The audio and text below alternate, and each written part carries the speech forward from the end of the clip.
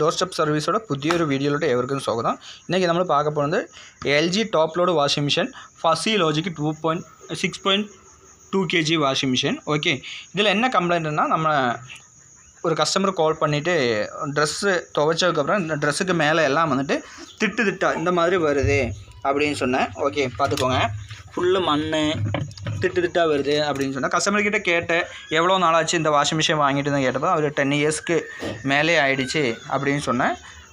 10 இயர்ஸ்க்கு மேலே ஆகும்போது கண்டிப்பாக இந்த மாதிரி வரும். அது டப் கிளீனிங் ஆப்ஷன் பண்ணாததுனால தான் அந்த மாதிரி வருது. எப்படி டப் கிளீனிங் பண்ணணுன்னுள்ளது நம்மளை பார்த்துக்கலாம். ஓகே, எப்படி டப் கிளீனிங் பண்ணணுன்னுள்ளது ஃபுல்லாக நம்ம வீடியோ ஸ்கிப் பண்ணாமல் பாருங்கள்.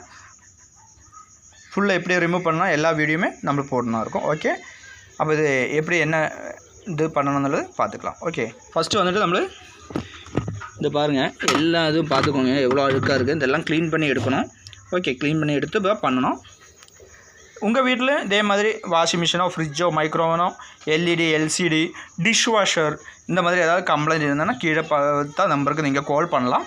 நம்மளே உங்கள் வீட்டிலே வந்து ரெக்டிஃபை பண்ணி என்ன கம்ப்ளைண்ட்டோ அதை ரெக்டிஃபை பண்ணி ரெடி பண்ணி தருந்தா இருக்கும். ஓகே, பாருங்கள், நம்மளுக்கு டாப்பு கழட்டியாச்சு.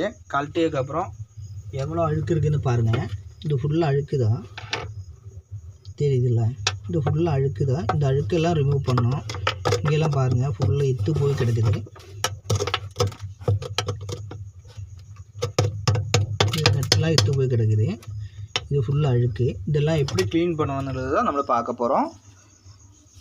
பாருங்கள், இப்போது நெட்டெல்லாம் இங்கே கழட்டியாச்சு. பாருங்கள் எப்படி அழுக்காக இருக்குதுங்கிறது தெரியுதா. நீங்கள் இதிலே வந்துட்டு டேப்லெட்டு இல்லைன்னா வேறு ஏதாவது க்ளீன் பண்ணாலாம் இந்த மாதிரி அழுக்கு, இந்த அளவுக்கு அழுக்கு உள்ளது போகாது. ஓகே, இதுக்கு வந்துட்டு நீங்கள் கண்டிப்பாக வந்துட்டு ஆசிட் வாஷ் தான் பண்ணணும்.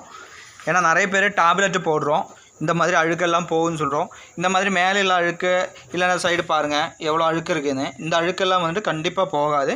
இதுக்கு தான் ஆசிட் வாஷ். ஓகே.